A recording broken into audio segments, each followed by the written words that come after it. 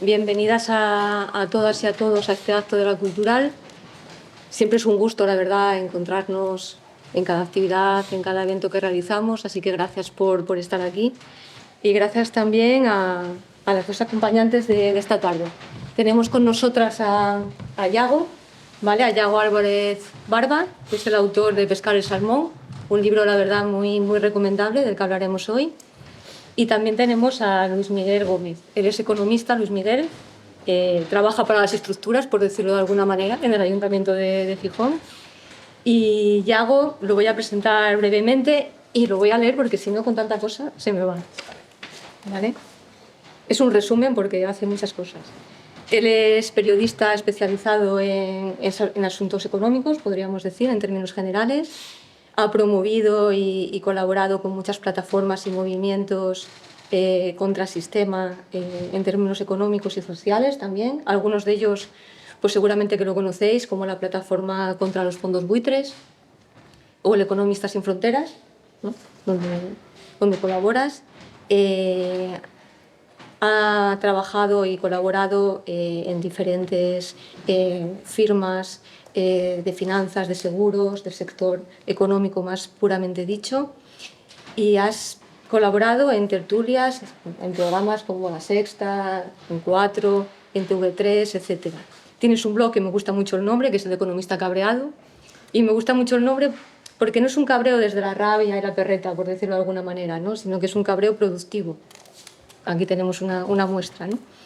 En el 2014, junto con una serie de colaboradores y colaboradoras, fundas el Salmón Contracorriente, que se funde junto con otros medios independientes en el 2017 y da lugar El Salto, ¿no? Donde eres coordinador de la sección de Economía. Eso es. Vale, es un resumen, pero bueno, creo que lo más importante por lo menos está, ¿no? Yago está aquí para presentar su libro. Es un libro escrito con un lenguaje muy claro, muy directo, muy conciso y que acerca mucho este tema que es tan complejo como la economía, pues bueno, a los seres terrenales que de poco entendemos de economía o que hemos caído en la trampa de que la economía es para los expertos o para los que saben, ¿no? Yo, Yago, no quiero quitarte mucho tiempo, pero sí me gustaría decir alguna cosa, ¿no? Y luego ya empiezas tú a contarnos todo lo que quieras. Agradecerte el capítulo 3, ¿no? Que es el capítulo este donde nos damos cuenta de un montón de cosas, pero también cómo llegas al capítulo 3, ¿no? Esa manera de llegar de a pocos, pero de manera muy concreta y muy concisa, ese utilizar la dicotomía entre lo humano y lo divino, ¿no? Que es una dicotomía que se usa mucho, sobre todo para explicar los intereses que hay desde ciertas instituciones o ciertos poderes fácticos para que gran parte de la sociedad entendamos que la economía no es para nosotras y nosotros, ¿no? Sino que es algo de una esfera superior, que se habla en un lenguaje diferente y que las cosas de economía pues no son para el resto, ¿no? Es un mecanismo, vamos, yo creo que de control muy eficaz, y como lo explicas, la verdad que me gusta mucho. Por lo tanto, llegar al capítulo 3 es estupendo, el capítulo 3 también, ya nos lo contarás. Y luego sí te quería pedir que, bueno, que hicieras algo de alusión a lo que casi pasa, que es el fin del mundo, cuando, no sé si recordáis, Grecia, la izquierda, los cambios de políticas económicas, iba a ser aquello terrible, no llegó a pasar. Si juntamos eso con el miedo a la incertidumbre, de lo que también hablas, pues tenemos el arma perfecta para que todo cambio pensable o posible sea un cambio a peor, ¿no? Que forma parte también de esto que llamamos bulos, narrativas y poder de la prensa económica. Yo creo que cuéntanos tú un poco tu libro, el porqué, las cosas más importantes, y si haces referencia a esta cocina, pues te lo agradecemos. Perfecto, gracias. Bueno, pues nada, lo primero, bueno, darle las gracias a las dos personas que me acompañan hoy ya en la mesa, a Pedro por también la organización, creo que se ha ido ya, ¿no? Que tenía que salir corriendo, me ha dicho, y volvía, y a la Cultural, sobre todo por organizar también este evento, por traerme, y a vosotros y vosotras, ¿no? Que yo sé que a veces lo de pasar un jueves por la tarde escuchando a alguien hablar de un libro a veces es un poco aburrido, por lo cual os agradezco muchísimo que hayáis venido a verme y a escuchar esta mesa. Lo primero, bueno, explicar un poco igual qué es el libro, qué me llevó a escribirlo y qué os vais a encontrar a la gente que queráis leerlo o que os apetezca leerlo o que ya lo habéis leído, ¿no? Lo primero que me he encontrado explicando esto en muchas de las presentaciones, porque se presenta como un libro de economía y la verdad es que no sé si me siento cómodo con ese concepto. Yo no creo que Pescar el salmón sea un libro de economía, sino más bien un libro de cómo se comunica la economía, ¿no? O sea, yo me centro en la prensa económica, que es en lo que trabajo. O sea, yo trabajo como ha dicho, soy parte de la cooperativa del Salto, soy una persona que ha intentado bajar un poco la economía, aunque al plano más terrenal, y por supuesto pues somos un medio que, como yo digo, estamos a la izquierda de la izquierda, incluso me gusta decir, ¿no? O sea, que somos un medio que no trata la economía como pueden tratarlo los grandes medios, la economía mainstream o en líneas generales la prensa más liberal, ¿no? A mí me gusta decir eso, ¿no? Que es un libro que intenta como explicar cómo se comunica la economía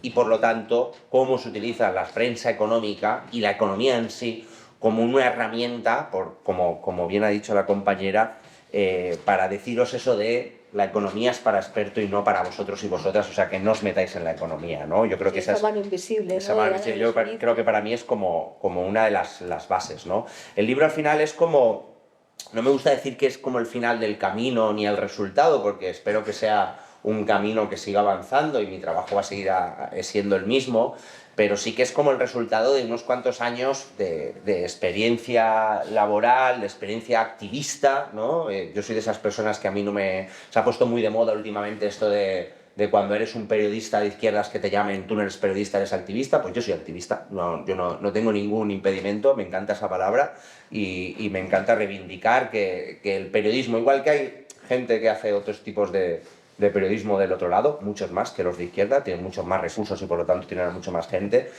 yo reivindico que el periodismo siempre tiene que también tomar parte, ¿no? Y aunque seamos objetivos, sabemos qué es lo que estamos haciendo y desde qué lado, ¿no?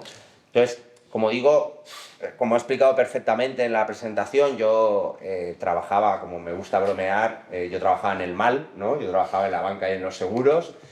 Yo soy licenciado, como también me gusta bromear, yo soy licenciado en capitalismo, ¿no? Yo soy licenciado en administración y dirección de empresas, o sea que me gusta bromear con que yo soy licenciado en capitalismo porque es lo que te enseñan en la carrera, puro capitalismo, nada más ni nada menos, ¿no? Yo creo que, como explico en el prólogo del libro, pues yo creo que por un tema de conciencia de clase, ¿no? Yo soy de un barrio de Valencia donde todo el mundo era migrante, fue un pueblo que nació al calor de la industria del mueble y de la Ford, ¿no? De la fábrica de la Ford de Almusafes, que está como unos 20 kilómetros de mi pueblo, ¿no? Entonces mi pueblo es todo gente de Cuenca, Albacete, Ciudad Real, ¿no? Andaluces, ¿no? Y algunos pocos gallegos como mi familia. Mi familia también es familia migrante a su vez. Migramos, yo nací en Galicia, pero con 1 año y medio migramos a Valencia también por este crecimiento que estaba teniendo Valencia que otras partes no tenían, ¿no? Entonces, como digo, yo nací en un barrio obrero, de una familia obrera y aunque entrara en aquel mundillo de la banca, yo creo que también me quedó siempre esa conciencia de clase que incluso más tarde he desarrollado más todavía, ¿no? Y al trabajar en ese mundillo, además yo viví la burbuja inmobiliaria y viví el estallido de la burbuja inmobiliaria. O sea, yo viví cuando mis compañeros se forraban a vender hipotecas y a vender algunos incluso preferentes y a vender otro tipo de productos. Y cuando estalló la guerra todos se limpiaron la mano, ¿no? Y se generó, gracias también a los medios de comunicación, sobre todo gracias a los medios de comunicación, una de las narrativas, ¿no? Porque yo en el libro hablo mucho de las narrativas, de los relatos, que para mí ha sido una de las más nocivas que hemos vivido, que es el habéis vivido por encima de vuestras posibilidades, ¿no? Fue el culparnos a la ciudadanía de la crisis, ¿no? Cuando los bancos llevaban años jugando al casino, las grandes promotoras que fueron las que hicieron quebrar las cajas, esto es algo que se repite mucho, ¿no? De que las cajas y los bancos quebraron porque las familias dejaron de pagar. Quien dejaron de pagar los primeros fueron las promotoras, que fueron las que arrastraron, promotoras que estaban muy ligadas a esos bancos.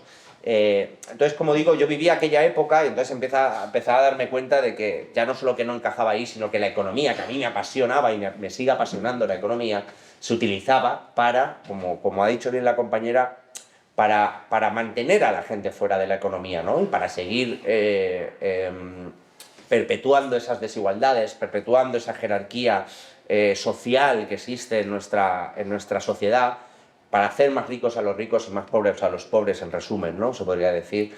Y entonces fue cuando digo, como he dicho, que me cabreaba, ¿no? Y de ahí donde nació ese alias que todavía conservo en redes sociales y aquel primer blog que me abrí, que era El Economista Cabreado, ¿no? Porque a mí me cabreaba mucho cómo se comunicaba, cómo se utilizaba la economía. Y entonces habría aquel blog que era intentar bajar los términos de economía o lo que pasaba en la economía a una forma que la ciudadanía lo entendiera, ¿no? Porque al final, y este es como uno de las principales metas, ¿no? O utopías que tengo con escribir este libro, es generar una población más concienciada con el tema económico. Yo, como digo, el libro no lo escribo para que no volváis a abrir la prensa Salmón, la prensa económica en la vida. Es al contrario, lo escribo para que os podáis enfrentar a ella, ¿no? Para que una vez la leáis el libro, leáis el artículo y empecéis a desconfiar. Ah, mira, esto si lo dicen es por esto, y esto si me lo quiere contar este tío, o si utilizan estas fuentes, o si hablan de estas empresas, puede ser por esto y por esto, ¿no? O sea, no quiero que... Tampoco es una llave mágica, pero sí que son unas gafas, este término me lo dijeron el otro día, unas gafas para leer la prensa Salmón, que me gustó mucho, ¿no? El término de gafas. Entonces, lo que he intentado por un lado ha sido esto, que es lo que hago en El Salto y lo que hago en redes sociales, que es intentar acercar la economía a la gente. Como yo digo, hacer a la ciudadanía más partícipe de la economía es haceros más partícipe de la política y, por lo tanto, para mí creo que es mejorar la democracia, ¿no? Que todos y todas tengamos un sentido más crítico a ver qué es lo que pasa en el plano económico a nuestro alrededor, nos hace participar más, ¿no? Y para mí eso es, como digo, esa es mi utopía, ¿no? Es lo que me gustaría generar en la gente que se lee mi libro. Y luego, por el otro lado, y esto creo que se ha encrudecido mucho más en los últimos años, está el tema de desmontar narrativas y bulos, ¿no? O sea, yo que sí que me gusta mucho la economía y además trabajo en prensa y entiendo cómo funcionan los medios de comunicación y cómo funcionan los titulares y cómo funcionan este tipo de cosas, pues en los últimos años me he dedicado mucho en redes sociales a desmontar bulos de la prensa económica, o a desenmascarar narrativas, ¿no? O a desenmascarar enfoques. Cojo una noticia por la mañana, yo toda la mañana me levanto y lo primero que hago es abrir todos los medios de economía, y a veces cojo uno y lo desmonto un poco. Mira, esto no lo quieren contar así porque lo que te quieren hacer crear es tal, ¿no? Entonces yo creo que esas son como las dos vías que confluyen en este libro. O sea, que yo lo que quiero es, como digo, generar ese sentido crítico, esa desconfianza de cuáles son esas bulos, esas narrativas, intentaros ayudar a que seáis vosotros y vosotras capaces por vosotras mismas de poder enfrentaros de una manera mejor al libro. Así, por hacer un resumen muy rápido, el 1 y el 2, el capítulo 1 y 2 son 7 capítulos. El 1 y el 2 efectivamente es una donde hago un poquito de historia de la prensa económica, un poco historia de la economía en sí, la economía hegemónica ahora mismo, ¿no? Empiezo en Adam Smith y empiezo a explicar esto que decía compañera, entre lo divino, ¿no? El cómo realmente el capitalismo se ha basado en unas ideas de la mano invisible, ¿no? Por resumir mucho, que no quiero hacer mucho spoiler. Es preciosa esa parte. Me contextualiza muy bien. Quiero que os lo leáis el libro, ¿no? Pero Adam Smith, ¿no? El que es supuestamente el que es considerado el padre del capitalismo, él era coetáneo de Newton, ¿no? Eran compañeros incluso, ¿no? Del club de sirs, de esto, ¿no? Del club de señores en el Reino Unido. Newton lo que decía eran dos tipos muy religiosos. Bueno, yo creo que en aquella época todo el mundo era religioso, ¿no? Newton lo que él decía era que el planeta era un reloj que trabajaba, ¿no? Como que había sido diseñado por un relojero, que el relojero es Dios, ¿no? Y que él simplemente lo que estaba haciendo era intentando averiguar las fórmulas que Dios había impuesto, ¿no? O sea, él lo que decía es que la ley de la gravedad y tal, simplemente lo que estaba era como desgranando qué era lo que Dios había diseñado. Adam Smith lo que intentó hacer es exactamente lo mismo con la economía. Decía, ¿no? El homo economicus, los hombres, el ser humano es una persona egoísta y entonces el egoísmo de unos y otros se acaban buscando un equilibrio y por lo tanto el Estado no tiene que intervenir porque son esos equilibrios los que por sí solos se buscarán el equilibrio y hallarán el mejor progreso para todo el mundo, ¿no? Y de hecho, Adam Smith, que esto es algo que los capitalistas siempre esconden, y yo explico en el libro, Adam Smith en sus primeros textos no decía la mano invisible, decía la divina providencia. Y luego lo tradujo por la mano invisible. O sea, cuando los capitalistas ahora mismo dicen que no hay que intervenir porque hay que dejar a la mano invisible de los mercados, lo que están diciendo es hay que dejárselo a la mano de Dios, ¿no? Pero es algo que, claro, ahora no queda bien decir que es así, ¿no? Ese es como la primera parte. La segunda parte hago como un resumen de la evolución de los medios de economía, que yo creo que también es muy interesante para ver las batallas ideológicas que han habido, pero también explico que a partir de los años 70, eje Thatcher-Reagan, la batalla ideológica se gana por parte del neoliberalismo y entonces estos medios de economía son todos, absolutamente todos, neoliberales. El capítulo 3, como ha dicho la compañera, yo creo que es el más divertido, ¿no? Porque es en el que os explico cuáles son esas metodologías de manipulación que se suelen usar más diariamente en los medios de comunicación. Además, pongo ejemplos reales de medios de España. O sea, yo pongo artículos directos y los desmonto en el tal. En el 4 explico la generación de narrativas, que también me parece muy interesante.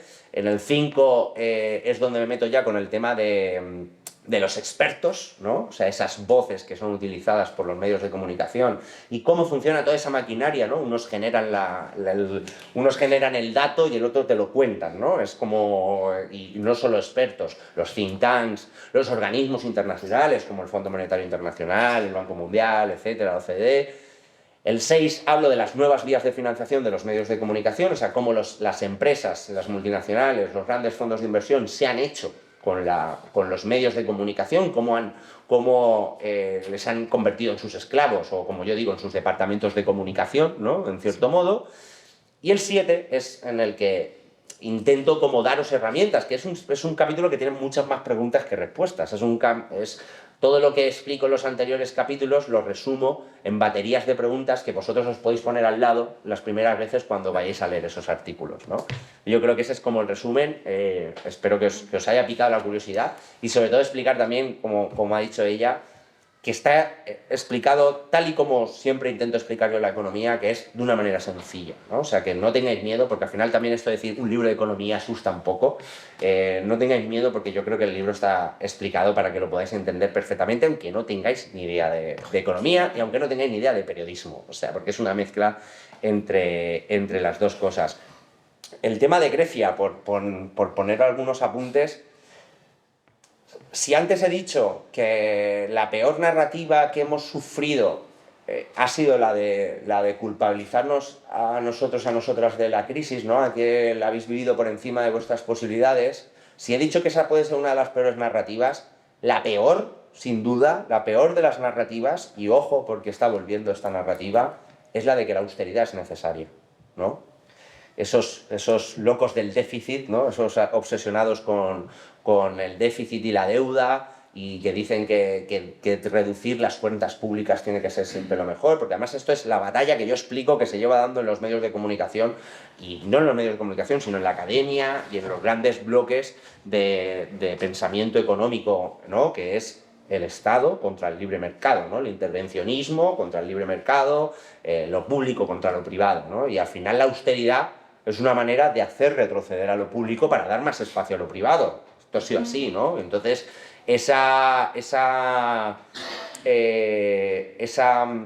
narrativa y ese bombardeo que sufrimos, ¿no? En el final de la época Zapatero y en el principio de Rajoy, yo creo que es importante decir esto, porque también en los medios de comunicación vemos como el grupo Prisa, que es cercano a Zapatero, el 5 días, es el medio salmón de Prisa, tanto como la Expansión, que es el del PP, el de Unidad Editorial, que es el del Mundo, los dos iban al unísono en esto. Aquí no hubo ningún tipo de batalla cultural. Están dentro de lo divino. Claro, ¿no? Ellos dos intentaron inculcarnos, los dos grandes bloques, tanto de pensamiento político como de prensa, intentaron meternos a fuego que la austeridad era por lo menos el mal menos necesario, ¿no? La parte derecha, digamos, el mundo de la expansión te decían que era necesario y la parte progresista izquierda te decían que era lo menos malo, ¿no? Los dos tenían tu enfoque, pero los dos nos la metieron dobladísima, ¿no? O sea, nos metieron la austeridad, ¿no? Y claro, ahí vemos el caso de Grecia, que además yo lo trato yo hice, bueno, no hice un estudio, hay un estudio de un chaval de Sevilla que me pareció una maravilla y yo lo resumo en el libro, que él hace como un análisis de los medios de comunicación de España, ¿no? En esa fase, sobre cómo se habla de Grecia, de su crisis, su rescate, de una manera negativa, etcétera, ¿no? Y es muy curioso porque Grecia recibió 3 rescates, ¿no? 3 memorándums de esto, de entendimiento. El primero estaba el PASOK, que era el Partido Socialista de allí, y aquí en España no le hizo nadie ni caso. El segundo era cuando estaba el PASOK con el PP de allí, o sea, los demócratas hicieron una gran coalición tal para recibir el segundo. ¿Qué pasó? Que la ciudadanía se cansó y votó a Syriza. Y entonces cuando llegó Syriza fue cuando llegó la tercera. Y entonces pasaron los medios españoles de no decir ni pío de los 2 primeros rescates a estar todos los días, literalmente todos los días, hablando de Grecia y de su rescate. Y por supuesto, relacionándolo con Podemos. Porque en aquel momento acababa de nacer Podemos y Pablo Iglesias se daba abrazos con Tsipras. Y entonces todo empezó a bombardearnos con la idea de que llevar la política o las intenciones anti-austeridad que estaba intentando implementar Syriza, pues nos iba a llevar a la ruina, ¿no? Y de hecho, lo que pasó con Grecia, que a mí me parece una barbaridad, y además me he acordado muchísimo durante los primeros meses de la pandemia, me he acordado muchísimo cuando sale von der Leyen, ¿no? Y dice, vamos a pausar las reglas de la fiscalidad, que todavía no se han vuelto a instaurar, vuelven en el 2024, ¿no? O sea, cómo en cuanto de repente hubo una crisis que afectó también a Centro Europa, afectó a Alemania, ¿no? Y afectó a todo el planeta, de repente las normas de austeridad, que eran como leyes divinas y sagradas, de repente al segundo día de pandemia se pausaron. Y se han pausado durante 3 años, ¿no? Claro, eso es lo que le dijeron a Grecia que no se podía hacer. Y de repente dijeron, ahora es momento de gastar, porque cuando te dicen no te preocupes por el déficit, lo que te están diciendo es gastar a muerte, hacer los ERTES, hacer inversiones, hacer presupuestos expansivos, hacer lo que sea, porque si no, se va a caer la economía, ¿no? Eso a Grecia no se lo permitieron. Y a España tampoco. A España no nos tuvieron que apretar tanto porque aquí teníamos a los alumnos aventajados de la austeridad, que era el señor Montoro, de Guindos y Rajoy, ¿no? Esos no hacía falta apretarles, esos ya nos apretaron a nosotros sin apretar, ¿no? Entonces, por volver un poco al tema de las narrativas, yo creo que aquello fue una de las mayores engaños a la población que hubo utilizando ese método que yo intento explicar bastante en el libro, que es esto es lo que dicen los expertos, esto es lo que dice la teoría económica, vosotros no opinéis, vosotros simplemente fiaros de nosotros. Y recortar 10.000 millones en sanidad y educación es necesario, ¿no?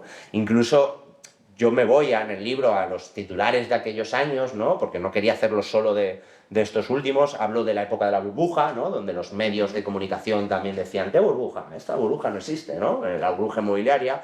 Hablo de la austeridad de estos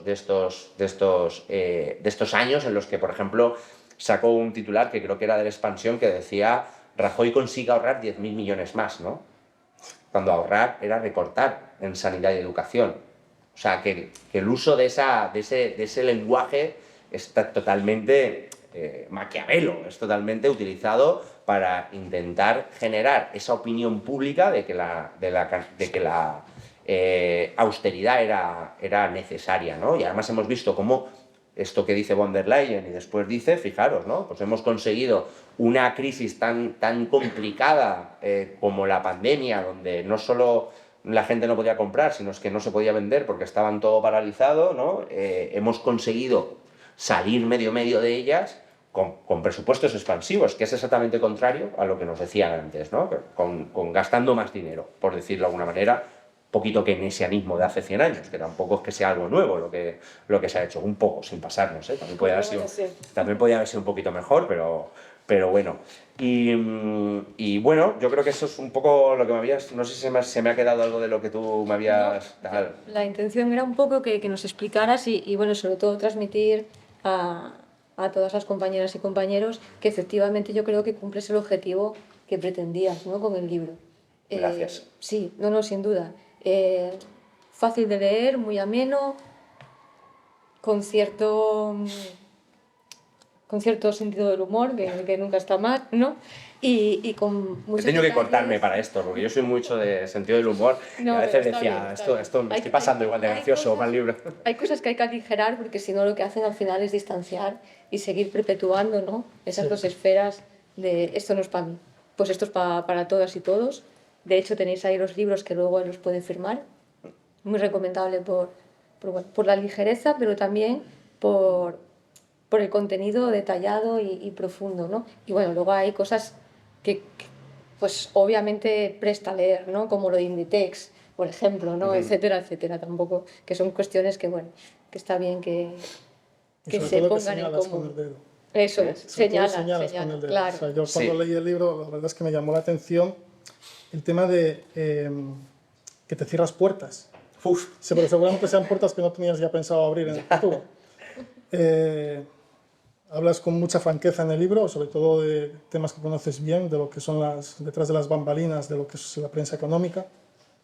Y yo, ya que sacaste el tema de la austeridad, sí que es cierto que tras la pandemia prácticamente todos los países europeos funcionan como si tuviesen casi un banco central propio detrás, porque la cobertura de los déficits está prácticamente asegurada por el Banco Central Europeo. Pero lo que decías tú, eso antes o después se terminará acabando. Pero ¿por qué se tiene que acabar? Es la pregunta que te quiero hacer. Los límites de déficit y de deuda que están en los tratados europeos tienen un tratamiento por parte de la prensa económica. ¿Tienen solidez? O sea, ¿tienen solidez? ¿Tienen base económica esos límites? ¿le doy? Sí, O sea, no, no tiene ningún sentido. Un país no puede tener una deuda de más del 60% de su PIB, un país no puede tener un déficit más de un 3%. Son cifras, ¿no? No es como decíamos antes, ¿no? Los obsesionados por el déficit, ¿no? La gente que pone esa supuesta estabilidad de las cuentas públicas por encima de cuestiones como mucho más importantes, como que tengamos servicios públicos o el pleno empleo, ¿no? Que no haya gente desempleada si no quiere, ¿no? Yo creo que el único sentido que tiene es la batalla cultural entre esto que he comentado antes, entre lo público y lo privado. Llevan muchísimos años, ¿no? Como he dicho antes, desde Thatcher-Reagan, ¿no? Desde los 70, 80, llevan intentando inculcar esto, ¿no? Yo siempre digo que los neoliberales, ¿no? Que ya venían de antes, que estaban ahí agazapados, estaban escondidos, lo pasaron un poco mal después de la Segunda Guerra Mundial, porque hubo 30 años donde se aplicó keynesianismo, se crearon los estados de bienestar y la economía ha crecido más que en cualquier época que tengamos registros económicos, ¿no? Desde la Segunda Guerra Mundial hasta primero de los 70, ¿no? Pero claro, ellos estaban ahí. Estaba ya Hayek, que ya estaba mayorcito, pero estaba ahí, y estaba Milton Friedman, ¿no? Que estaban ahí esperando su momento, que fue gente que se dio cuenta, Hayek se dio cuenta de que la batalla cultural, la batalla había que darlo en lo cultural. No era solo en lo académico, no era solo en lo político, ¿no? Sino que había que convencer a la gente de que el libre mercado iba a ser lo mejor, ¿no? Y lo hicieron muy bien, ¿no? También pegaron palos a muchos sindicalistas en Inglaterra para ganar esa batalla, ¿no? La señora Thatcher, pero al final acabaron consiguiendo desgregar a la clase obrera en favor del capital, del empresario, y ya no solo del empresario, sino del financiero, ¿no? Porque ahí también vemos cuando hay ese desacople entre la economía financiera y la economía real, ¿no? Cuando los mercados toman un protagonismo en la economía bestial, ¿no? Y ya no es el empresario, sino el fondo de inversión, que para mí Sí, hay como una diferenciación. Y ahí en esa batalla que llevan ganando muchos años, pero que en 2008 le vemos las costuras, ¿no? Y nos damos cuenta de que esto cojea mucho. Claro, aquí ahora hay un debate que a mí me parece muy interesante, ¿no? Que se abre desde el 2008 y que yo creo que con la pandemia, yo aquí quiero ser un poco positivo, se ha vuelto a abrir, ¿no? Yo creo que en la pandemia muchísima gente se ha dado cuenta que los estados fuertes son necesarios y que el gasto del Estado es realmente lo que puede sacar de la economía, de la crisis, ¿no? Que esto, vuelvo a repetir, esto lo dijo Keynes hace 100 años, ¿no? Keynes decía lo de, en una crisis podemos poner a gente a cavar zanjas y a otros a taparlas, ¿no? El caso es contratar gente e inyectar dinero en la economía. Y es un poco lo que se hace ahora. Entonces yo creo que se ha abierto un debates interesantes. Pero claro, vuelve otra vez la narrativa de que el año que viene tenemos que bajar el déficit al 3%. Es que te lo preguntaba porque yo cuando era estudiante, que quiero pensar que no hace mucho tiempo, los profesores que tenía en la Facultad de Economía de aquí de Oviedo nos planteaban el déficit como algo que era una variable más bien política, más que económica. Bueno, decía, es que hay para situaciones en las que el déficit convenga que sea más alto, otras veces que sea más bajo, y sobre todo dependiendo de, además no me acuerdo, el profesor que tenía entonces que nos hablaba en términos políticos, decía, porque el PP lo que quiere es déficit cero o superávit presupuestario, el PSOE querrá que haya un ligero déficit y luego habrá partidos en los que pidan un déficit más alto, porque eso, bueno, al final acaba repercutiendo sobre lo que es la distribución de la renta. Pero parece, viendo la prensa económica, parece que solamente hay un relato que es el déficit es malo. O sea, hay que ir siempre a déficit cero o incluso superávit presupuestario, con las implicaciones que puede tener eso ya luego sobre si controlas un poco de lo que es la ecuación de balanzas sectoriales combinado con un déficit por cuenta corriente, eso puede ser un problema grave para la economía interior. No me quiero meter tampoco con muchos tecnicismos. Sí, os puedo asegurar que en el libro no hay tantos tecnicismos. Fijo. No, mira, te voy a decir lo primero, que ole por tu profesor. Ole por ese profesor que supo identificar y señalarte y decirte a ti, alumno, que era una cuestión política y no económica. Porque aquí está uno de los grandes logros del neoliberalismo, que es intentar hacernos creer que la economía es algo apartado de la política. Que la economía es una ciencia. Y como ciencia exacta, déjasela a los científicos, que son esos expertos en economía, que no son políticos para nada, ¿no? Y déjalos que ellos te digan lo que se tiene que aplicar. Y en esa batalla, y tú lo has dicho perfectamente, ahora en la prensa económica solo hay una visión, que es la del déficit cero, ¿no? O sea, no hay esa visión. Claro, eso es lo que yo señalo en esa batalla ideológica en el libro.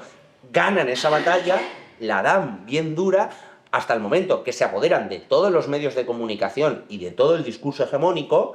Además, en los últimos 15-20 años, en el tema de la financiarización, que también explico en el libro, lo hacen más todavía, se apoderan de los medios de comunicación, instauran ese discurso único del déficit cero, ¿no? Yo creo que ahí está la clave, ¿no? Y ahí es algo que siempre, que lo he dicho al principio, ¿no? Cuando la ciudadanía entiende mejor la economía, entiende mejor la política, porque son la misma cosa, ¿no? Y entonces creo que hay que derribar ese muro de pensar que el déficit y que el control del déficit es una cosa económica, ¿no? Por eso digo que ole por el profesor que te lo señaló, ¿no? Lo malo es que era una universidad pública, que sí, ¿ves?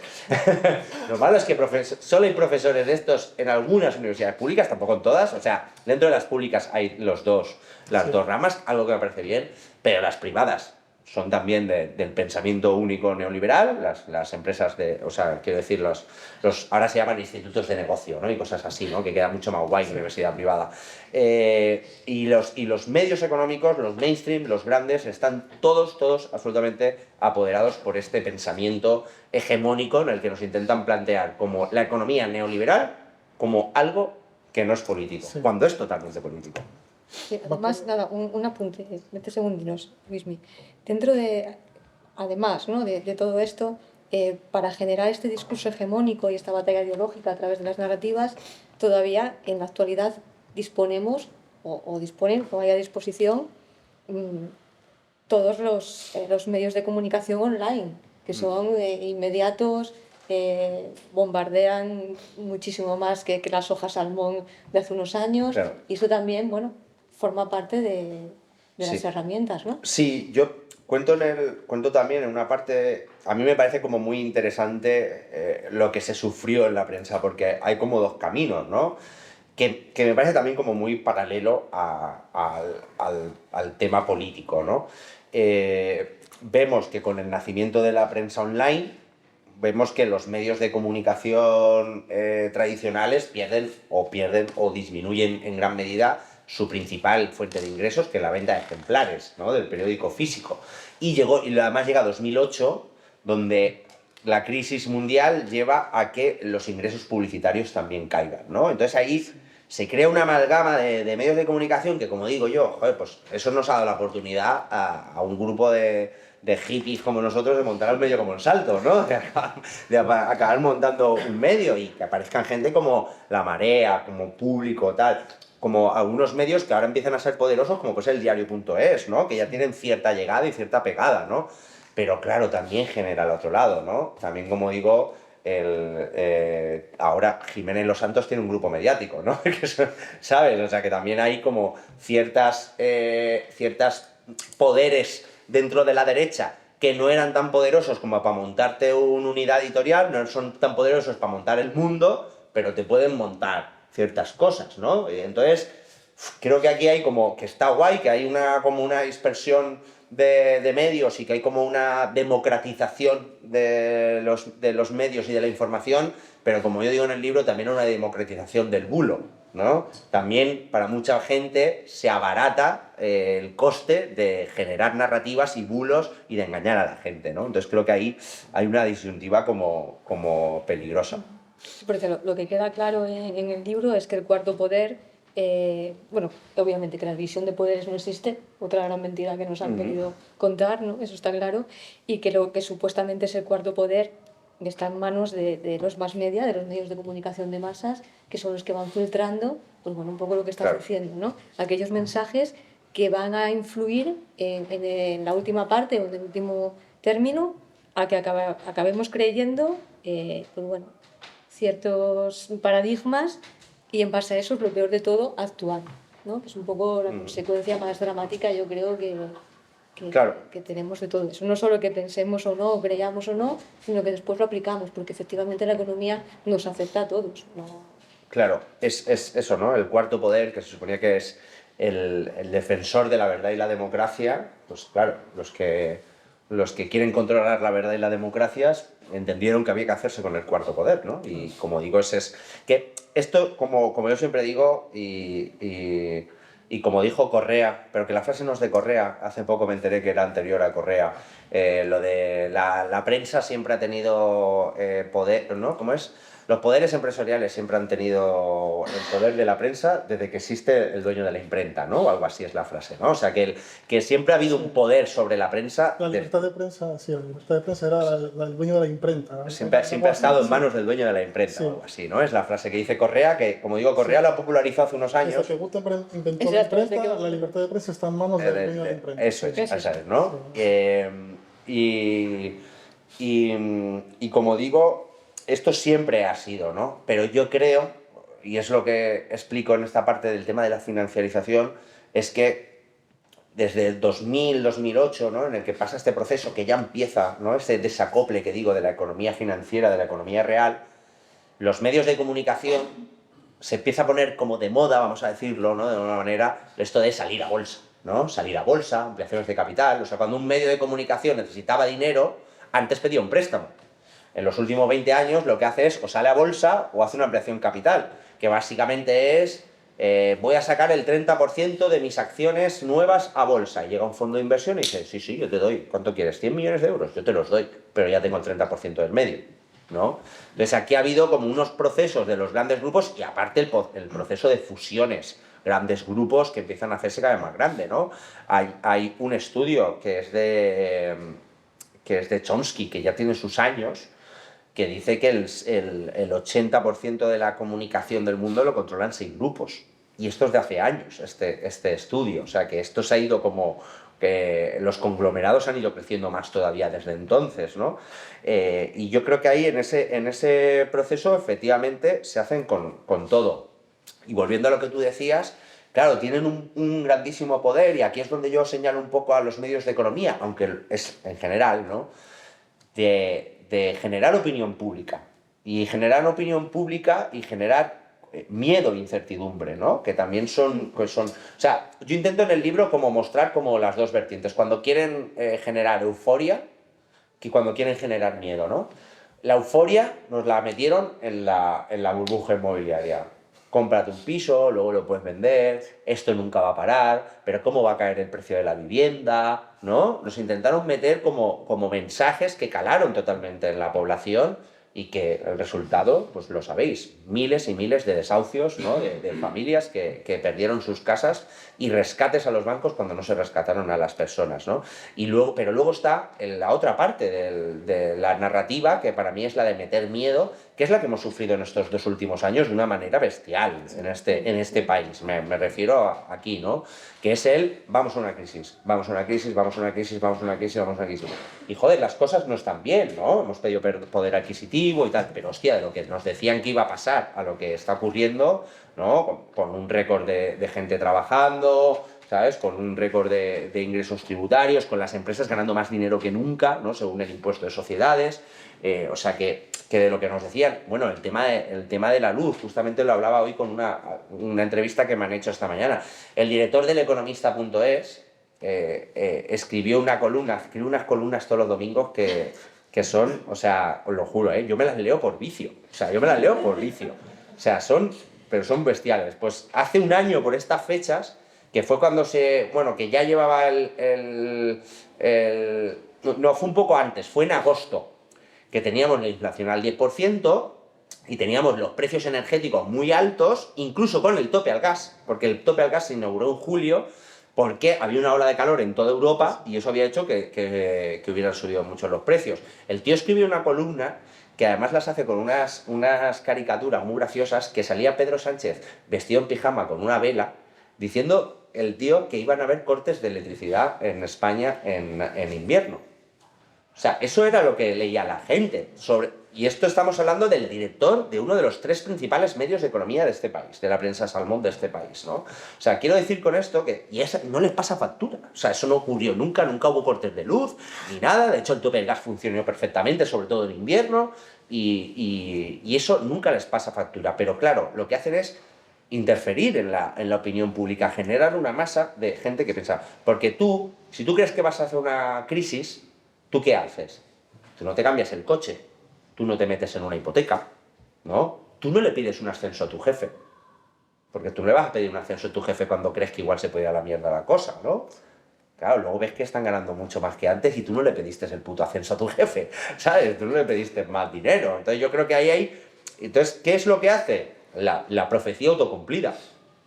O sea, lo que hace es que la gente no consuma y eso puede provocar una ralentización de la economía.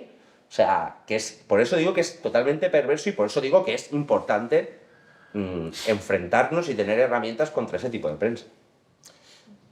Este tipo de prensa, acabas de hablar del tema de que no les pasa factura. ¿Por qué no les pasa factura? O sea, ¿quién hay detrás? Me gustaría que, sin hacer spoiler del libro, evidentemente, porque la gente lo tendrá que comprar, lo que nos hablases un poco sobre las estructuras de propiedad que hay detrás de los grandes medios y también este tema que tocas bueno, que también conocemos mucho sobre lo que es la prensa generalista también, los anunciantes, que son anunciantes recurrentes, que de vez en cuando, pues le pueden salvar el culo al director de determinado medio cuando no llega a tener suficientes ingresos como para salvar la cuenta de resultados. Que nos hables un poco de qué es lo que hay detrás y los intereses que tienen. Claro, ¿por qué no les pasa factura? Que es una pregunta como muy, muy interesante. Aquí sí que igual hay que hacer un poco de autocrítica en la sociedad y es que tenemos una memoria muy corta. Eso creo que a veces hay que reconocerlo un poco, que a veces tenemos una memoria muy corta, ¿no? Pero a la misma vez tampoco me gusta como señalarnos, porque hay una maquinaria totalmente engrasada para que tú tengas la cabeza ocupada y no estés pensando en este tipo de cosas, ¿no? Yo en el libro señalo mucho la precariedad. La precariedad en los 2 sentidos.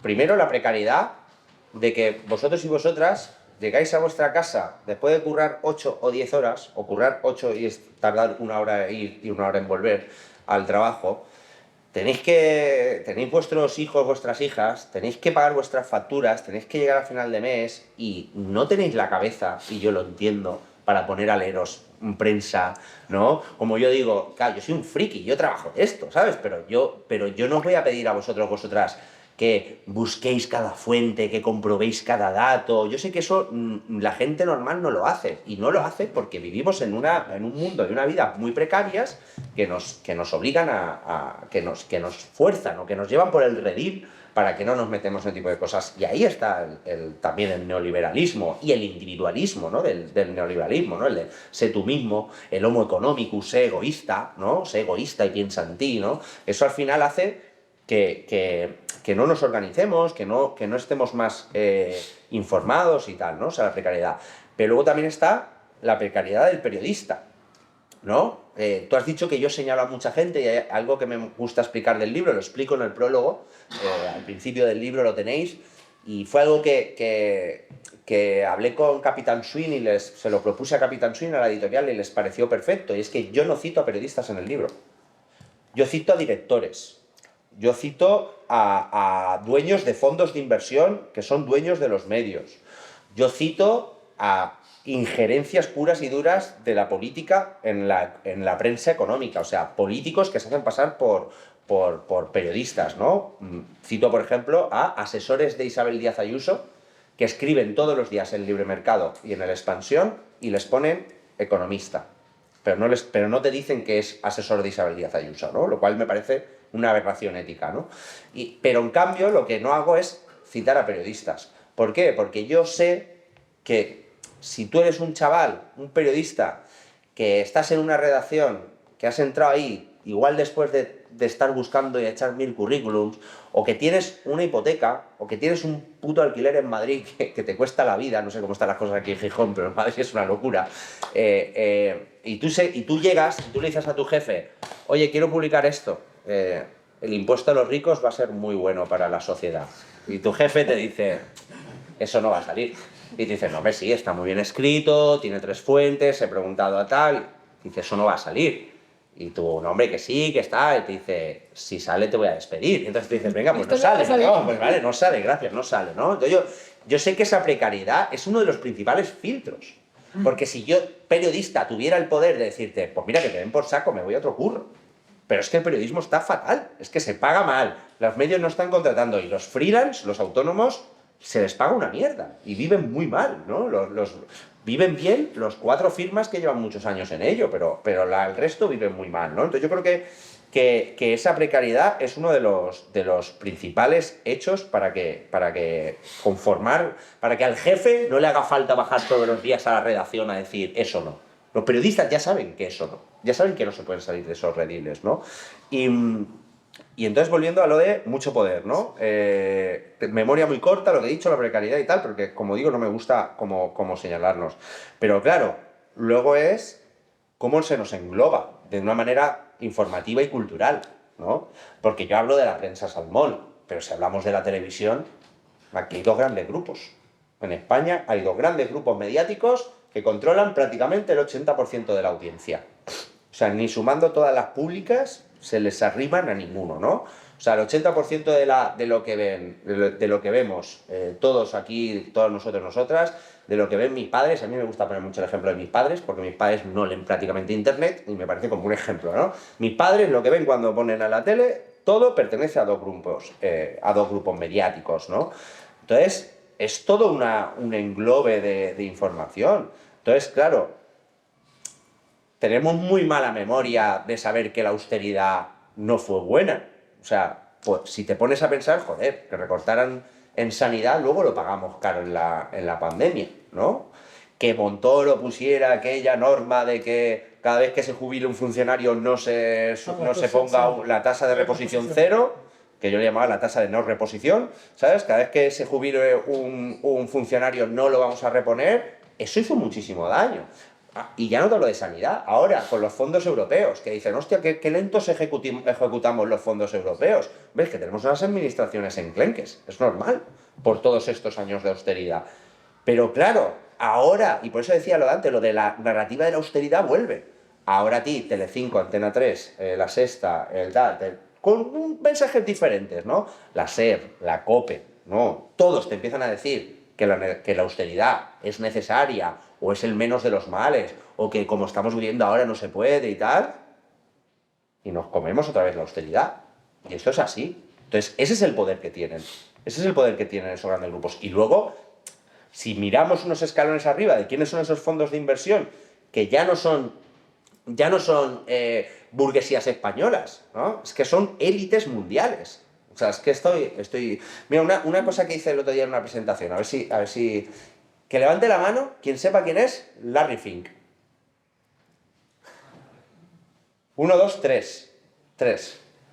Larry Fink es el dueño, el CEO, como se llama ahora, el jefe, el CEO de BlackRock, que es uno de los mayores fondos de inversión del mundo. Larry Fink controla, hay un dato que me encanta también dar y que la gente flipa, Larry Fink, BlackRock, tiene más acciones del Banco Santander que Patricia Botín. O sea, si Larry Fink quisiera, le diría, Patricia, quítese señora, voy a poner yo al que me da a mí la gana. Si él quisiera, lo podría hacer. O sea, tiene más del 3% de todos los bancos del IBEX, de los 6 bancos del IBEX. De hecho, como digo, el Santander creo que tiene un 6, el BBVA tiene un 4,5, un 5, ¿no? Pero es que además del resto de empresas del IBEX 35, de unas 20 empresas tienen más del 3%. O sea, ese tío es el dueño de media España, por decirlo de alguna manera, por lo menos del poder empresarial, ¿no? Pero la gente no lo conoce. No tenemos su cara en la mente, ¿no? Es el tío más poderoso de este país y de medio planeta, pero no tenemos su cara en la mente, ¿no? Y esa maraña de fondos, de poder, ¿qué tal? De los grupos de comunicación, es lo que hace también que nos invisibilice, ¿no? Y que se nos pueda englobar, ¿no? Si el dueño del 5% de los 6 grandes bancos es también el dueño del principal grupo de comunicación el dueño del 5% de los principales grupos de comunicación que son los que vemos cuando enchufamos el mando de la tele, pues es normal que si un gobierno le quiere poner un impuesto especial a la banca, pues que todos los medios de comunicación nos bombarden diciendo que el impuesto a la banca es malo. Es de cajón, ¿no? Es de cajón de cómo funciona ese poder. Pues entonces enlazamos con los impuestos a la riqueza. Venga, El claro. tratamiento que tienen. Aquí, además, bueno, o sea, no podía dejar la oportunidad sin comentarte un poco la guerra que tenemos recurrentemente aquí en Asturias con el impuesto de sucesiones. El Estado tiene una reducción de 300.000 euros por heredero y aún así, bueno, pues tenemos prensa, no es Salmón, pero es prensa local que también periódicamente pues te saca el domingo, que es el día que más se lee la prensa, pues una página toda portada bueno, hablando del heredero de 800.000 euros que le tiene que pagar tanto dinero.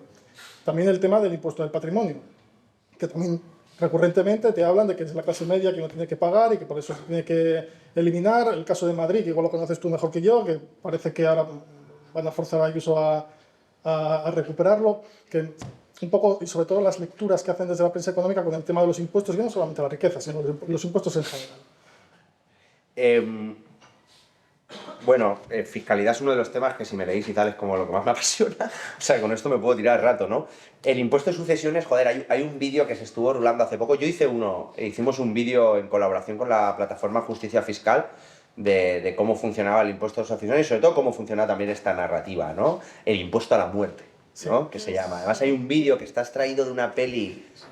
¿Cuál era? No, no me acuerdo qué peli era, ¿no? En el que sale cómo genera la palabra esta, ¿no? El concepto del impuesto a la muerte, ¿no? Como decían, cogían a un grupo de gente, en la peli, cogen a un grupo de gente, al típico focus group esto, ¿no? Que le preguntan, dice, ¿qué pensáis vosotros del impuesto de sucesiones? ¿Creéis que es justo, que es injusto? ¿Quién cree que es injusto? Y levanta uno la mano.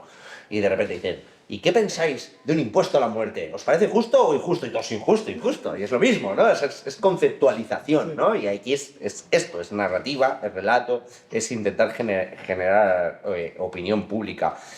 Claro, el impuesto de sucesiones, aquí juegan con el detalle de que la gente no entiende de fiscalidad, no entiende de impuestos, no entiende de economía, algo que es normal, que como digo, la precariedad también nos lleva a que no nos metamos a... Hostia, me voy a ver cómo funciona el impuesto de sucesiones de verdad, ¿no? Voy a ver qué exenciones tiene, voy a ver qué bonificaciones tiene. Si tú miras a un nivel estatal, sé que en Asturias tenéis uno de los mayores, ¿no? Desde ciertos rangos, ¿no? Pero si tú lo miras, la gran mayoría de porcentaje de la población no lo paga. No lo paga, porque si tú tienes exentos los 150, los 300.000 primeros euros y tal, a los cuales, si es de la primera vivienda de tus padres y tú lo vas a coger con primera vivienda, tampoco los pagas. Si es una empresa familiar, tampoco los pagas. Si es una finca rústica, tampoco lo pagas. Si es una finca que estás utilizando para agricultura, tampoco lo pagas. O sea, si tú te miras ese tipo de cosas, al final el impuesto de sucesiones no lo paga tanto. O si lo pagáis, las cantidades son irrisorias, ¿no? es brutal, brutal, algo que yo he desmontado un montón de veces, el rollo de una narrativa que se repite una y otra vez. El ABC tiene una obsesión con esto que es brutal, que es el de la gente rechaza las herencias por el impuesto. Que está totalmente mentira. O sea, está... Pero es que además hay un artículo que yo lo tengo ya guardado para sacarlo siempre que la ABC lo publica, porque el ABC lo publica cada 4 meses el mismo artículo, de verdad, os lo juro, ¿eh? Es una obsesión loca con esto. Hay un artículo de 5 días que sale los rechazos por comunidades autónomas y te das cuenta que en Madrid, que es el 0%, y en Andalucía, que lo quitaron hace 3 años, es donde más han subido los rechazos. O sea, en Andalucía, cuando han quitado el impuesto, es cuando más rechazos hay. Lo que nos indica esto es que hay muchos rechazos porque lo que están cayendo son hipotecas, o sea, herencias que vienen de la burbuja inmobiliaria, donde la gente se hipotecaba a más de lo que vale ahora la vivienda. Intentan vender la vivienda y se dan cuenta que no van ni a sacarlo, lo que les dejan en herencia a sus padres, y la rechazan, ¿no? Y ese es el principal, ¿no? Y además los notarios lo dicen, que siempre suele ser por eso. Pero es una generación de narrativas. Yo creo que aquí falta, pues eso, ser didácticos y explicarlo, ¿no? Y si me preguntas a mí personalmente por impuestos de sucesiones, yo subiría los mínimos, pero luego subiría los topes por encima, ¿no? Yo en vez de 300.000, pues venga, va, medio millón. Venga, un poco, va, 700.000, me da igual. Pero a los ricos de verdad, las herencias de verdad, esas les metía un estacazo. Esa sería mi impuesto de sucesiones. A mí no me importaría como subir un poco más los mínimos, ¿no? Y luego el impuesto de patrimonios es la locura, porque esto sí que es un impuesto que solo pagan la gente que tiene más de 1 millón de euros de patrimonio. Y el nuevo impuesto, impuesto solidario a las grandes fortunas, lo paga la gente que tiene más de 3 millones. Y en cambio hemos visto una guerra frontal y bestial contra este tipo de impuestos, el impuesto a riquezas. Y aquí cae una de las narrativas que también viene de hace 30 o 40 años, que es lo que llaman la economía del goteo, ¿no? El trickle-down economic, ¿no? Que básicamente es decir, tú bájale los impuestos a los ricos, que cuando los ricos son muy ricos, siempre el dinero va goteando hacia abajo. Y entonces es mejor porque le llega a los pobres, ¿no? Entonces, como, a ver, el Estado, una de sus principales labores es la distribución de la riqueza. No hace falta esperar a los goteos, ¿no? O sea, el Estado le tiene que cobrar a los ricos para hacer medidas sociales, políticas que faciliten la vida a los pobres, como no hace falta el ingreso mínimo vital, es una buena educación, por ejemplo. Eso es una de las mejores medidas redistributivas que hay, una buena educación pública, ¿no? Pero efectivamente hay como una guerra total con esto. Y yendo a actualidad pura y dura, no es solo a Madrid a quien le van a obligar, sino después de que el Supremo el otro día dijera el Constitucional dijera que el impuesto nuevo es constitucional, porque Ayuso puso un recurso, Ayuso, también Andalucía, Moreno Bonilla y un par de asociaciones de empresarios y tal, ahora... Claro, porque la trampa que hizo el gobierno con este nuevo impuesto es los ricos, tú rico de Asturias, por ejemplo, tú rico de Asturias, tienes que pagarme mi impuesto de las grandes fortunas. Pero si pagas el de Asturias, el impuesto de patrimonio, te lo desgravas del mío. Y entonces tú no pagas nada. Entonces, hubo muchas comunidades que entonces dijeron, coño, pues yo para qué lo voy a unificar. De hecho, es más, los catalanes, que ahí fueron más listos, los catalanes subieron los tramos para igualarlos al estatal. Porque decían, hostia, con esto se va a llevar Pedro Sánchez 5 millones. No, subió un poquito el rango para igualarlo exactamente para que se quedara todo. En cambio, Isabel Díaz Ayuso dijo que no, que iba a seguir bonificándolo y que lo iba a llevar. El resultado es que de los 630 millones que se ha recaudado, 555 son de Madrid. O sea, de los 630 millones que ha recaudado el Estado central, 555 son de Madrid. 20 y pico son de Andalucía y 20 o así, o sea, 40 y pico de Andalucía y 20 de Galicia, que también tenía bonificado. Además, Madrid es una comunidad rica, pero que lo bonifique Andalucía o Galicia, o como lo quiere bonificar Murcia ahora, es delito. Es delito que esas comunidades autónomas bonifiquen el impuesto a los ricos. Entonces ahora lo que dice Ayuso es, claro, ahora que el Constitucional me tumba mi recurso, ahora sí que lo quiero cobrar. Hombre, claro, señora, lo tenía que haber hecho usted el año pasado, pero no quiso cobrarlo, ¿no? Entonces ahora no va a ser solo Ayuso, sino que seguramente todas las comunidades lo vayan a hacer. De hecho, en los nuevos documentos que ha mandado a Bruselas el gobierno ahora, el propio gobierno dice que de 630 seguramente solo recauden 15 o 20 millones con el nuevo impuesto, porque saben que las comunidades lo van a recaudar, que eso está bien, que esa es era la intención. Y como un apunte final a esto, me hizo mucha gracia, además lo desmonté en redes, el mundo, a esto que es, al final, recoger cable de Ayuso y decir, pues mira, me habéis jodido, no he podido hacerlo, al final he perdido 555 millones que he regalado al gobierno central, pero el año que viene sí que los voy a cobrar todos. El Mundo lo tituló El desafío fiscal de Ayuso al gobierno. Y es como, ¿qué desafío? Si lo que ha hecho es recoger cable, si lo que ha hecho es regalarle dinero al gobierno central y todo lo que decía que iba a hacer no lo va a hacer el año que viene. Pues eso, como digo, es como la narrativa incluso, ¿no? Una vez recogido cable aún quieren que generarnos esta narrativa. Sí, ¿Cómo andamos de tiempo? Vamos, yo tenía pensado hacer la última antes de pasar al Bueno, público perfecto. y luego si quieres... No. Bueno, la última Pero mía. verdad que me enrollo yo estás demasiado. estupendo, Vamos a ver. ya. No, yo te hago una. Y además si me habláis de el impuestos otro- es que se me va. No, creo que nos da, ¿eh? Sí, Sí, bueno. sí, porque volviendo un poquitín al libro para ir intercambiando temas y demás, la cosa está bastante complicada de que nos enteremos, ¿no? Pues hablando más bien claro. Menos mal que tienes el capítulo 7. Entonces, bueno, por acabar un poco con algún indicador o alguna clave que nos puedas más o menos lanzar, así para novatos, ¿no?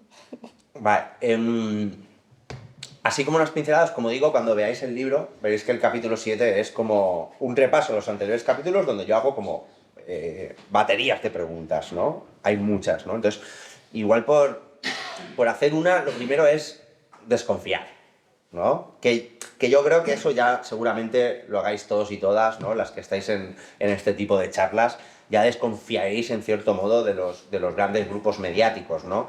Y además aquí también hay un debate muy interesante aquí, ¿no? Que a mí me alegra y me da miedo, ¿no? Me alegra mucho que la gente esté desconfiando mucho de los grandes medios, ¿no? De que se ha generado este malestar, ¿no? Yo creo que, por ejemplo, entre la izquierda, desde que salieron aquellos audios de Villarejo, ¿no? Y todo esto, ¿no? De cómo vimos claramente cómo poderes fácticos escondidos y medios de comunicación trabajaban al unísono para tumbar un partido político. Creo que ha generado una desconfianza muy grande y tal, que me parece como que está muy bien. Ahora, lo malo, lo que yo digo, cuando la gente deja de confiar en el periodismo, empieza a confiar en grupos de Telegram, ¿no? O en lo que te dice tu cuñado en el grupo de WhatsApp, ¿no? O tu primo en el grupo de WhatsApp, ¿no? Y eso a mí me parece muy peligroso. Casi también. más. Claro, eso a mí me parece que es muy peligroso, ¿no? Esto lo dije en una charla el otro día y el compañero que tenía, claro, sabía que, no lo quería decir, pero hablaba del canal de Telegram de Alvise Pérez, ¿no? De este alborotador de extrema derecha, y me sacó el móvil y me dijo, mira, que yo lo tengo el canal, 314.000 personas le siguen. 314.000 personas siguen su canal de Telegram. En El Salto llevamos años y creo que tenemos 20.000 seguidores con el canal de Telegram, ¿sabes? O sea, tienen mucho más poder de comunicación directa que muchísimos medios de comunicación ahora mismo, ¿no? Y tal. Y entonces esto, ¿no? Como el debate me parece interesante, como desconfiar de los medios sí, pero hostia, igual hay que recoger el periodismo y ponerlo un poquito en su sitio otra vez, ¿no? Y ser críticos con los grandes medios para intentar hacerles cambiar, aunque sea un poco, ¿no? Entonces, como un par de esto, ¿no? Desconfiar, ¿no? Y luego yo creo que la pregunta básica para todo es, ¿en qué le puede convenir a quien está escribiendo el que yo me crea esto? Yo creo que esa es como la pregunta clave, ¿no? En la prensa económica, ¿no? ¿Qué marco positivo o negativo? ¿Está utilizando palabras que suenan bien o que suenan mal, ¿no? ¿Está utilizando eufemismos o paralelismos que intentan pintarlo como un marco bonito o un marco feo, ¿no? Esa es como, yo creo que una de las principales líneas. Esto lo desarrollo un poquito más, ¿no? Pero como para que os quedéis con esas ideas y lo de qué le conviene. Está claro que no vais a saber, como yo sí que sé, o como sí que intento dibujar un poco en el libro, quiénes son los fondos de inversión que están detrás y qué intereses tienen, pero más o menos os podéis hacer una idea, ¿no? De qué interés puede tener expansión en que yo me crea que el impuesto a la banca es malo, ¿no? Esto que os he contado antes, ¿no? Los mismos que son dueños de los bancos son los dueños de los medios de comunicación. Las fuentes, ¿no? De repente le preguntan a alguien. Yo, por ejemplo, desgrano algunos artículos que era uno, la ley de vivienda va a ser lo peor para el mercado de vivienda, inmobiliario, y va a ser lo peor. Fuentes, director general de Fotocasa. Segunda fuente, directora de comunicación de Idealista, ¿no? Tercera fuente, director no sé qué de la promotora no sé cuánto. O sea, están preguntando solo a personas que ganan más dinero cuanto más jodidos estemos el resto. O sea, cuanto más caro te salga a ti el alquiler y el bien de la hipoteca, más dinero gana esta gente. Entonces, si solo le están preguntando a ese tipo de gente, o sea, por eso digo, ¿no?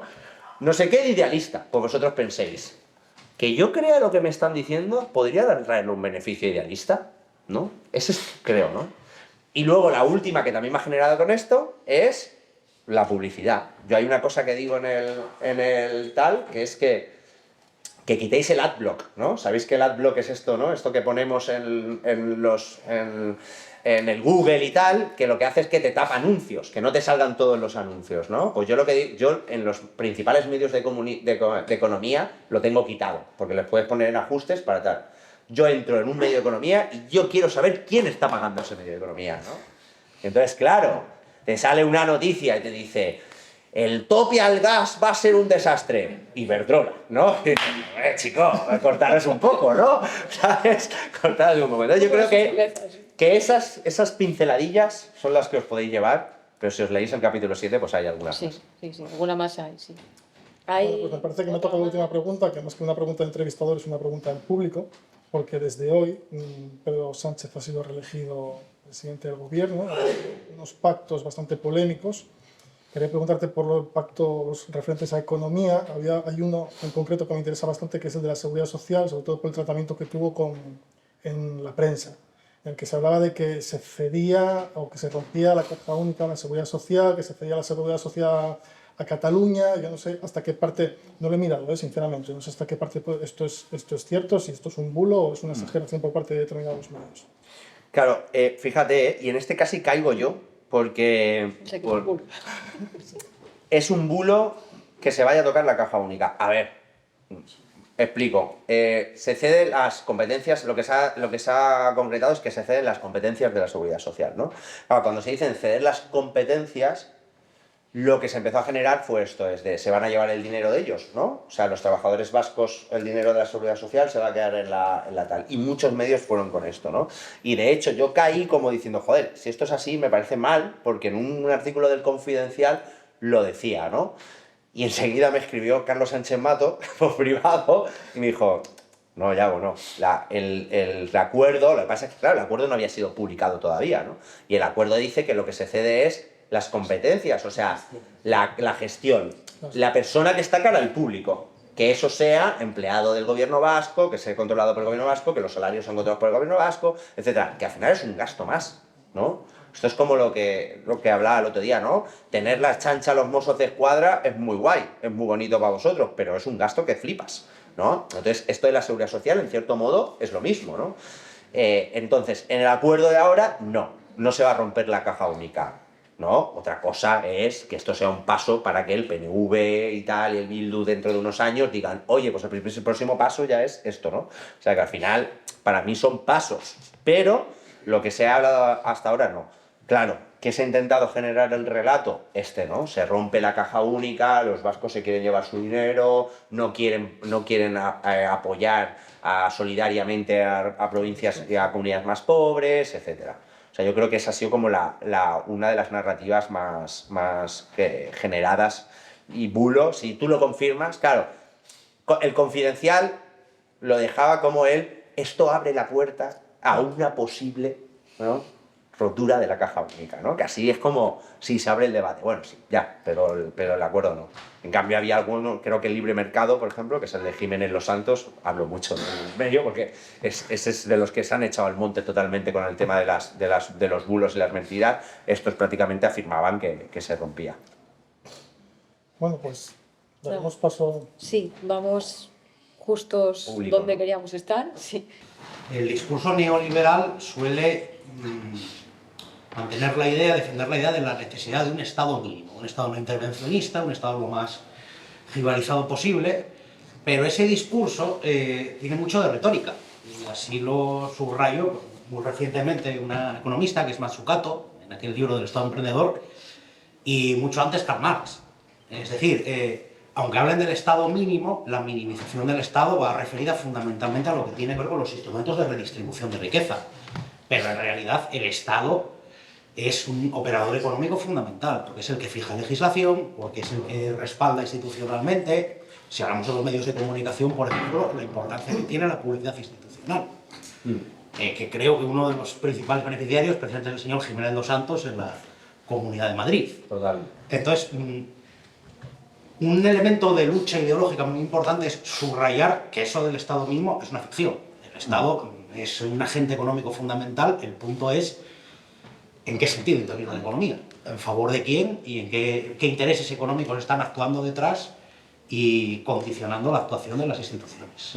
Y luego, me gustaría preguntar una cosa. A ver, se habló en el contexto de la pandemia, de la posibilidad de un impuesto de sociedades a nivel internacional. Creo que fue el propio Biden el que lo había sugerido. ¿Eso en qué quedó? ¿Cómo lo ves? Ha hablado Sánchez también de esto, también es uno de los acuerdos. Es que no se lo creen ni ellos, es que es retórica, es como es batalla cultural, vuelvo a repetir, perdonadme que repito mucho este término. No solo en la redistribución de riqueza, como tú has dicho, sino también en la generación de riqueza, ¿no? Es como que estábamos comentando justo antes, ¿no? Tomándonos algo antes, lo de la acumulación por desposesión. Claro, como el capitalismo se queda sin sitios donde sacar dinero, empieza a intentar sacar dinero de sectores que nosotros considerábamos nuestros y públicos, como la educación y la sanidad, o como los cuidados, ¿no? Entonces aquí, de repente, como ya se han hecho con la telefonía, ya se han hecho con el agua, ya se han hecho con la electricidad, ya se han hecho con sectores que eran clave en lo público y que han sido clave en lo público en décadas, en tiempos anteriores, pues ahora intentan verter el discurso de que hay que privatizar la sanidad y la educación para meterse ahí. Es porque se quedan sin sitios donde sacar pasta y quieren ir rascando cada vez más. Y ahí está en la batalla. Que además decías lo del que el Estado es uno de los principales, es que es el principal, ¿no? Y es el principal, y fíjate, y me pasa lo mismo que con el tema de la presión fiscal, ¿no? Que dicen que España es un infierno fiscal, ¿no? Y luego te ves la presión fiscal, estamos en el 38 y algo, cuando la media europea está en el 42, y cuando países nórdicos, que están muchísimo más avanzados en muchísimas más cosas que España, tienen un 48, un 49, un 47, ¿no? Países donde el dentista, las guarderías, el oculista son gratuitos y públicos. Y donde no hace falta la educación privada porque la pública es tan buena que prácticamente no existe, ¿no? Y esa gente tiene. Pues con el peso de la economía en el PIB pasa exactamente lo mismo. La economía del PIB, el gasto público en la economía española creo que es un 39%, un 40%, ¿no? Y te ves países nórdicos donde la economía pública, al tener estos servicios también públicos, es de un 50, de un 49, de un 51. O sea que cuando te meten el en España está todo regulado, el Estado está en todas partes, dices, chico, echa un vistazo a países que le van muchísimo mejor que nosotros y te das cuenta que no, que ahí está muchísimo más. En cuanto al impuesto mínimo, el impuesto mínimo de sociedades del 15%, que fue un pacto que se hizo en el seno de la OCDE y que firmaron 143 países, creo recordar que fue. Así un poco, por lo menos, de momento está siendo un poquillo fracaso, porque primero, todavía no lo han impuesto muchos países, en el nuestro se está avanzando bastantes cosas, pero la batalla que hay, bueno, además, es que justo hace unas semanas publiqué un artículo de esto, porque Oxfam, no, el Tax Observatory, el Observatorio de Impuestos de la Unión Europea hizo un informe así muy guapo, que fue el titular que salió, que seguro que lo leíste, será que los millonarios españoles escondían 140.000 millones de euros en paraísos fiscales. Se publicó hace 2 semanas, ese fue el titular que sacó todo el mundo, pero ya que digo, como yo soy un friki de la fiscalidad, como ya os he dicho, os habréis dado cuenta, me lo leí entero, ¿no? Y claro, señalaban, y esto lo señalaba Oxfam ya hace mucho tiempo, que un mínimo de un 15% es una mierda. Porque si nosotros tenemos un 25%, ¿no? Irlanda, que es uno de los paraísos fiscales dentro de Europa, tiene un 12,5%. Entonces no es un mínimo que sea tal. De hecho, que pongamos el 15 en el mínimo puede hacer que países que tienen un 25 lo bajen. ¿no? Y digan, pues el mínimo es el 15, no me va a decir nadie en la OCDE, pues lo bajo del 25 al 15. Pero luego hay otro tema que es que era un 15% de los beneficios contables, pero no los beneficios reales, ¿no? O sea, que al final era como un 15% antes de todas las desgravaciones de pagar el impuesto. Con lo cual se perdía un montón más. Y lo que dijo Pedro Sánchez ayer en el debate de investidura es que en esta legislatura se va a implantar el 15% real sobre beneficios, ¿no? O sea, esto quiere decir que si, por ejemplo, Inditex tiene una filial en Irlanda por el cual solo pagan 1% de todos sus beneficios, que la tiene, Inditex, que solo paga un 1% y genera un montonazo de beneficios, una pequeña oficina de 10 personas, así por arte de magia, pues, genera como el 15% de beneficio del grupo, pero solo paga el 1% de sus impuestos. España podrá reclamar que Inditex pague el 14% que no paga real de esos beneficios, que los pague en España. Ese es el acuerdo, ¿no? Que ahora, como digo, ha sido súper descafeinado y lo que está ingresando no está siendo mucho, pero si avanza, y sobre todo si avanza en otros países europeos, que no sea solo España quien va avanzando en ello, puede que sea. Entonces, como digo, descafeinado, cutre, o sea, poco, todavía no coordinado del todo, pero por lo menos ayer Sánchez dijo que en los próximos 4 años se va a intentar avanzar en ello. ¿Alguna...? Sí. Una cosa, por ver un poco más al tema del libro, en el tema de cómo cuenta la economía, que es la cuestión, ya que se hablaba al principio de, por un lado, hacerlo muy complicado para que usted no se meta aquí, porque esto habla de términos y unas cosas, incluso ahora con inglés, porque metes más términos en inglés, y después ya tengo un discurso interesado. Pero creo que por el medio, yo creo que hay una cosa, la infantilización. Y hoy el master and commander de eso era Leopoldo Abadilla, que salió justamente durante la crisis, que hacía aquello de la economía es como una casa, y una señora que es la mejor economista del mundo, la crisis porque Nixon, sabe, y era perverso, porque Perverso. te lo infantilizo y se lo hago hasta hogareño, cuando es mentira y tal. Y era una técnica que a mí, no sé si tienes algo a decir por eso, porque me pareció muy concreta a la hora de buscar cómo meter en la cabeza una manera de ver la economía. Fíjate, con esto yo tengo como sentimientos encontrados, porque yo defiendo que hay que no infantilizar, pero que hay que simplificar los mensajes, pero los otros, los malos, lo utilizan de esa manera, ¿no? Utilizan tú lo has dicho perfectamente, tú no entiendes de economía, pero yo te lo voy a decir con un ejemplo, y el ejemplo es falso, ¿no? El ejemplo es mentira. Y has dicho uno de los ejemplos que a mí me parecen clave, que es el comparar economías nacionales con las casas. Yo esa frase, lo voy a decir, esa frase de que y no es mía, es de los movimientos sociales, lo decíamos en el 15M, quien más sabe de economía es una mujer que saca su familia adelante con un sueldo, o con la familia que no llega a final de mes. Esa gente es la que sabe más de economía. Vosotras sabéis un montón de economía, ¿no? Y yo defiendo esto porque creo que tenemos que resignificar el término economía. Tenemos que dejar de pensar en economía solo como economías de mercado, que es lo que nos intentan hacer creer, o como macroeconomía, ¿no? Y cuando creamos el Salmón Contracorriente, ya en el 2014, esa fue una de las principales ideas que teníamos. Decíamos, joder, es que solo se habla de economía de mercado, es que solo se habla de capitalismo. Y empezamos a hablar de economía ecológica, de economía feminista, de decrecimiento, ¿no? Empezamos a hablar de economías desde otros tipos de perspectiva, ¿no? Y esa resignificación del término economía, yo la defiendo mucho, ¿no? Entonces yo creo que sí que tenemos que empezar a pensar como economía como lo que nos rodea y que nosotros y nosotras también controlamos, porque vivimos dentro de la economía y porque hacemos cosas de economía todos los días. Incluso en los movimientos sociales nos pasa, ¿no? Por ejemplo, cuando tú ves a los movimientos de vivienda, a la plataforma Afectados de Hipoteca, al sindicato de inquilinas, están hablando de economía constantemente. ¿Sabes? Cuando tú vas a parar un desahucio de una vecina, estás interviniendo en la economía, porque estás interviniendo para que un fondo de inversión no se quede con la propiedad de una persona que firmó una hipoteca por ¿sabes? Es todo economía, ¿no? Entonces ahí, eso yo creo que sí que hay que resignificarlo. Pero es verdad, como tú bien apuntas, que también lo utilizan en el lado contrario, ¿no? Y me parece flipante el ejemplo ¿no? Que además nos lo están repitiendo, Feijóo lo ha machacado en la campaña, ¿no? Que es, ¿cómo nos vamos a endeudar más?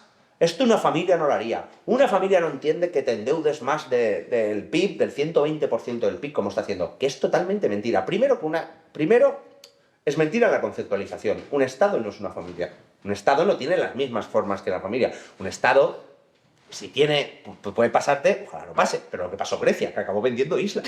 O sea, un Estado tiene infinidad de recursos para hacer caso. No digamos ya si tienes soberanía monetaria, ¿no?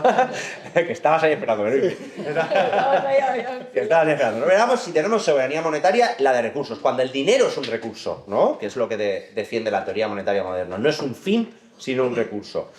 Pero es que además también hay otra cosa con esto de la familia, que yo siempre se lo digo a la gente se queda así un poco como tal, que yo os invito a que hagáis este ejercicio, ¿no? Dicen, no podéis endeudarse el 120% del PIB, eso es una burrada, eso es una locura, eso una familia no lo hace. Los que hayáis firmado una hipoteca en vuestra vida, ¿no? Ya sabías por dónde iba, ¿no? Los que hayáis firmado una hipoteca en vuestra vida, os pido que hagáis un ejercicio. Penséis, ¿cuánto cobrabais el año que firmasteis la hipoteca? ¿No? Ese es vuestro PIB. Lo que ganabais en un año es vuestro PIB. Vosotros ganabais 25.000 euros al año, ese es vuestro PIB. ¿Cuánto firmasteis de hipoteca? Si firmas una hipoteca, si tú vas a un banco y cobras 25, vamos a decir, entre tú y tu pareja, cobrabais 40. Te dan una hipoteca de 150.000 pavos tranquilamente, cobrando 40.000 al año, 160, que me sale cuadrado justo. Tú ese día que firmaste esa hipoteca te endeudaste un 400% de tu PIB. Un 400% de tu PIB. Entonces, cuando Feijóo, cualquier sector liberal, dice una familia nunca se endeudaría más de un 120%, está mintiendo, está diciendo una chorrada. 120% de tu PIB te endeudas comprándote un coche.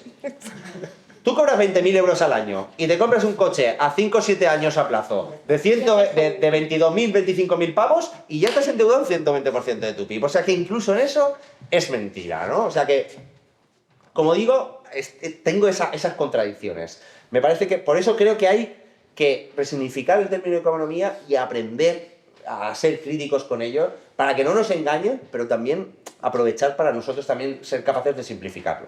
Gracias.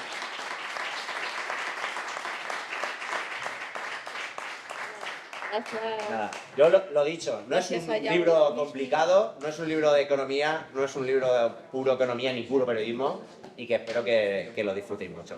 Gracias.